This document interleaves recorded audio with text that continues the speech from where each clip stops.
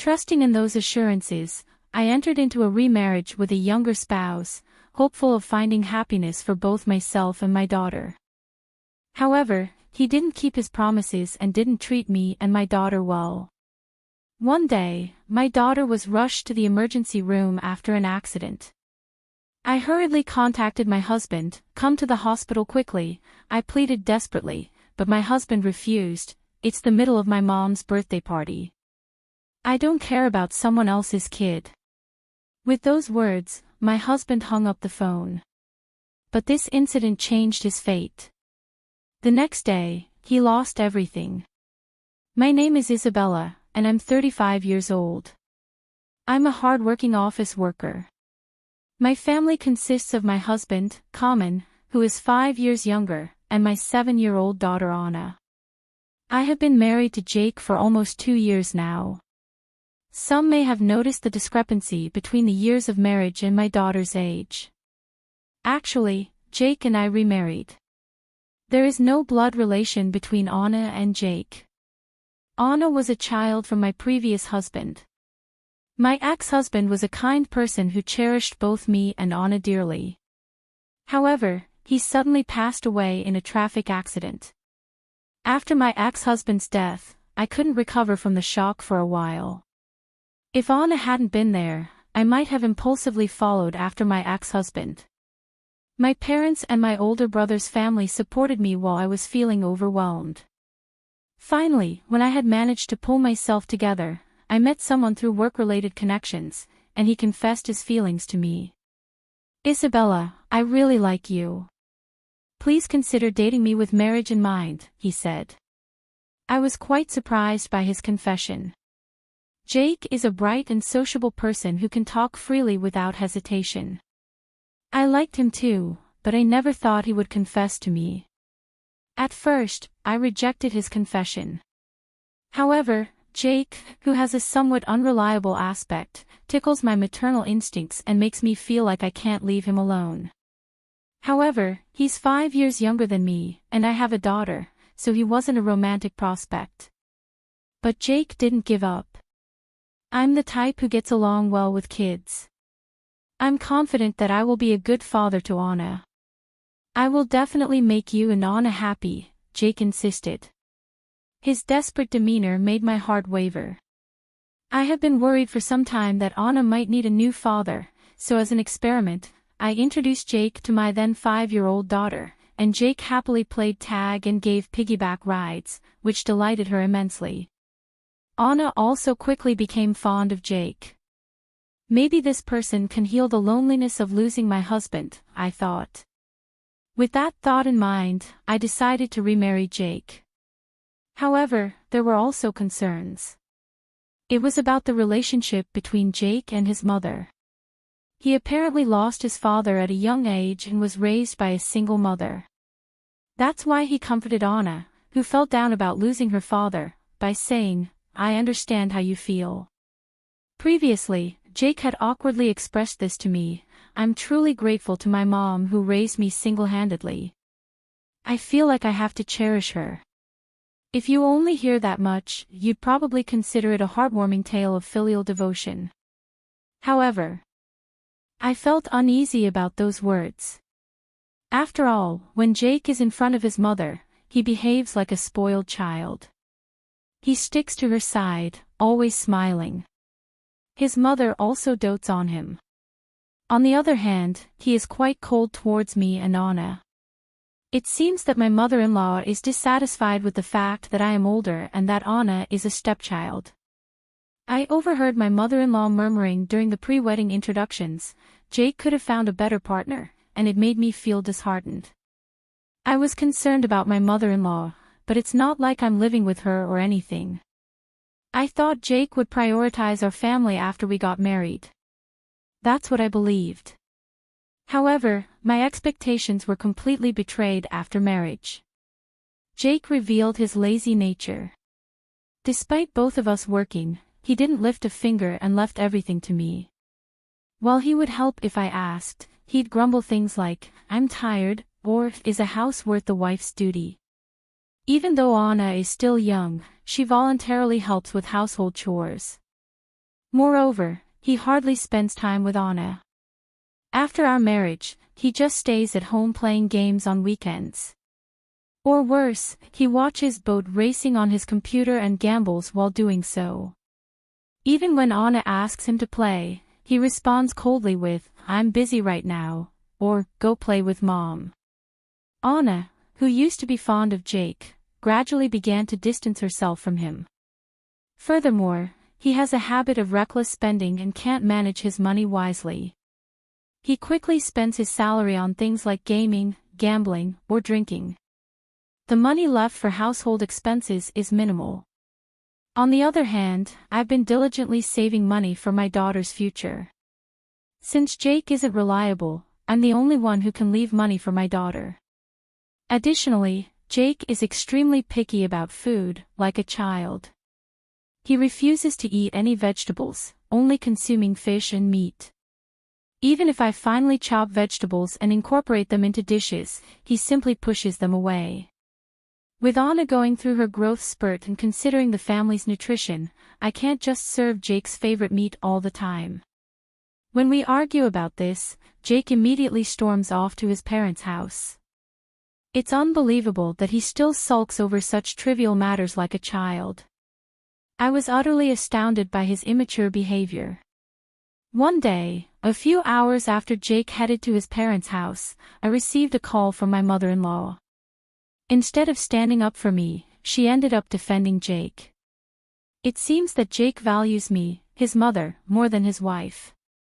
He even prefers my cooking, she said. For someone like Jake, who is in his prime working years, meat and fish are more important than vegetables. I don't eat vegetables either. Even though you're a wife, you can't even manage such basic considerations, she continued. Jake's picky eating habits seem to stem from his mother. Maybe his mother, out of her love for her son, has always allowed Jake to eat whatever he wants. There's a limit to being an overindulgent parent. Since our marriage, I have been fed up with Jake doing whatever he pleased. The idea of divorce crossed my mind, but considering remarriage, I found it difficult to take that step. Looking back now, I should have kicked him out right away. But as time passed, something terrible happened when Anna turned 7. Anna loves music, so I have her attend a nearby piano class. It seems like she has a lot of friends and always seem to be having fun. That day, however, something terrible happened. Because I had errands the day before and was quite busy, it seemed like we might be late for piano class. I had been tasked with urgent work by my boss, so I was frantically working at home. I usually walk to the class, but that wouldn't be fast enough. I don't have a car, but Jake does. However, he refuses to let me drive his car, citing that I'd be in trouble if the car got damaged. So, I asked Jake to drive her daughter to the class. However, he refused my request with a reluctant expression, "No, I don't want to. It's a hassle. What's in it for me to take Anna to her piano class? Just because you don't go to one class doesn't mean they're going to make you quit right away. Just come up with some excuse and let her take a break." That's not it. It's not just about giving her a ride in the car. If it's too much trouble, then please let me borrow the car. I'll return it right away. There's no way I'm lending it.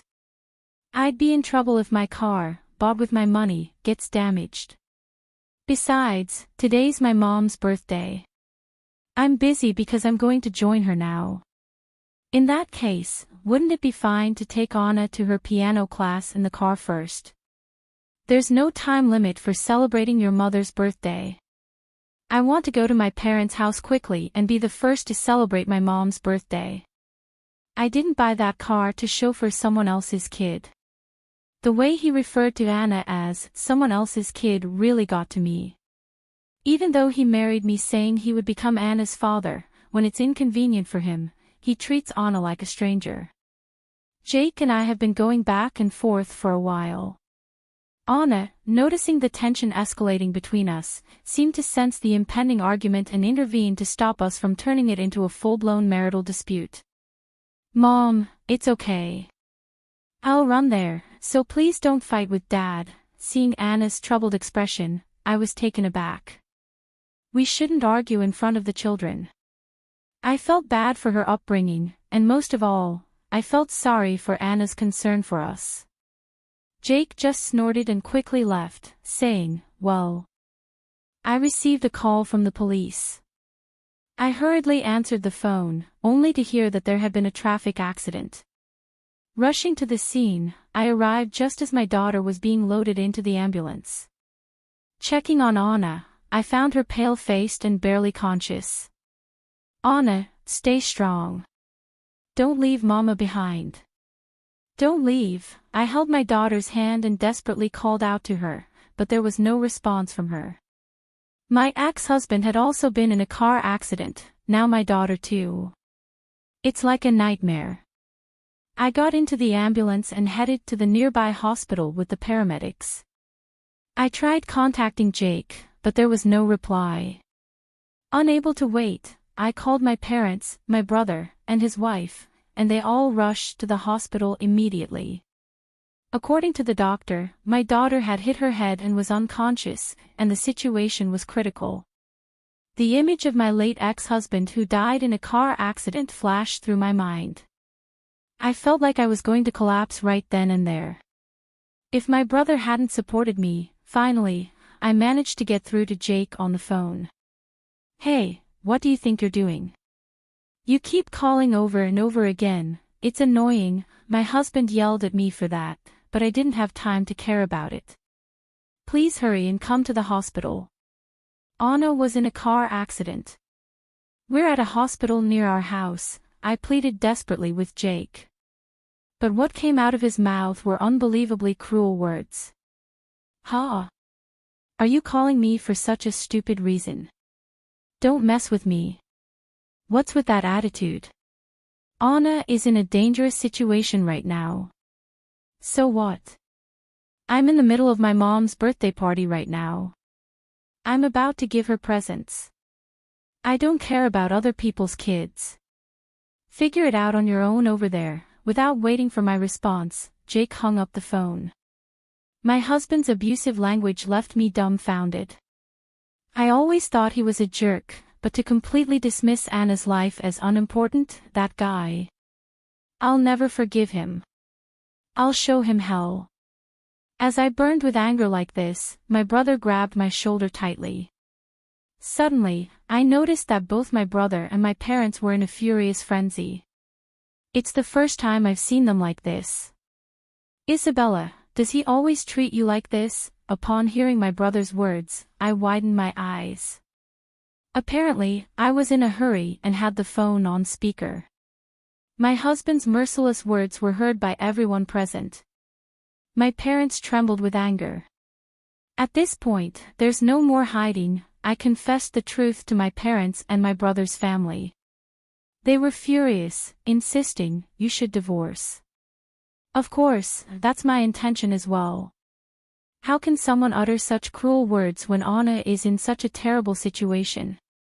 Fortunately, thanks to intensive treatment, Anna's life was saved. Her condition stabilized, and a few hours later, she was able to speak, managing to keep Anna safe. I felt relieved, and my parents and my brother's family also breathed a sigh of relief. The next day, Jake seemed to be in high spirits, even humming a tune. But then Jake's smile froze. Understandably, considering my parents and my brother's family were all gathered at our house, and my sister-in-law was taking care of Anna at the hospital. Amidst the tense atmosphere, I took the lead and spoke up. "Welcome back. Did you enjoy your mom's birthday party?" I asked. "Huh? Oh well, it was okay, I guess," replied Jake, who usually holds himself confidently but seemed to lack courage in this situation. His gaze wandered around uncomfortably. Ignoring his demeanor, I brought up the matter directly. "We're getting a divorce. Sign these divorce papers quickly. Let's leave the details like asset distribution to the lawyers, okay?" Jake looked pale at my words.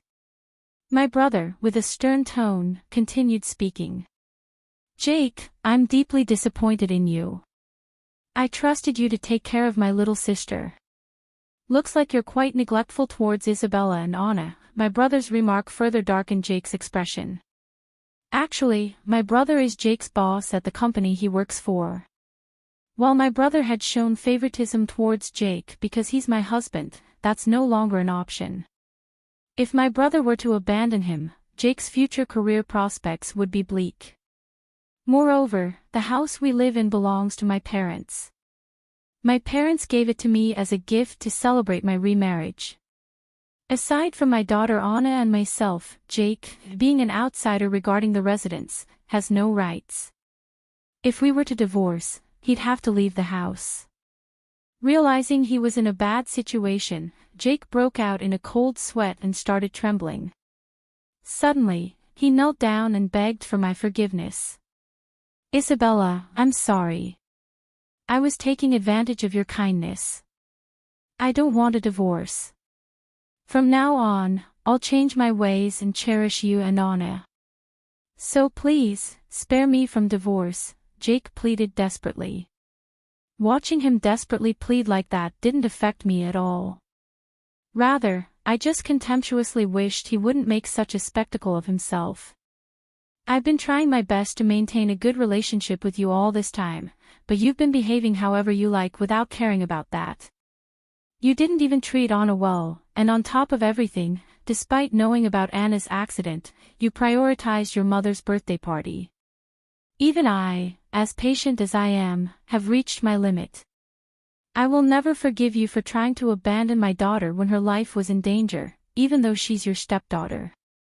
Your mother, who allowed such behavior, is equally guilty, I said to him. What value does your kneeling have? You have neglected me and Anna, done as you pleased, and lied when you said you would take care of us before we got married. I can't trust you even if you apologize now. Please, don't say that. I'm really sorry for what I did. All you're worried about is your own position, isn't it? Anyway, I can't continue being your spouse anymore. We don't need a father who doesn't care about his own daughter, who just had an accident. Never again involve yourself with me and Anna. With that, Jake burst into tears, begging for forgiveness. My brother, parents, and I watched him with cold eyes. After that, Jake and I divorced. Since there was no infidelity, I didn't seek alimony.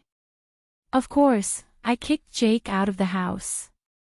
Word of the divorce spread at work, and Jake was rumored to be a mama's boy, looked at with suspicion by everyone. Unable to endure such a situation, Jake finally resigned. He returned to his parents' house, but his unhealthy habits caught up with him, and he and his mother fell ill. They're managing to get by on his mother's savings, but apparently, it's almost depleted. He's also working multiple part-time jobs, but due to his illness, they don't last long. Jake, feeling anxious about the future, begged me for reconciliation, but I firmly rejected it. Anna and I are now living a calmer life, thanks to the strong encouragement from my parents and my brother and sister-in-law. Anna, who has been discharged from the hospital, is also smiling more. I will continue to work hard to keep my daughter smiling.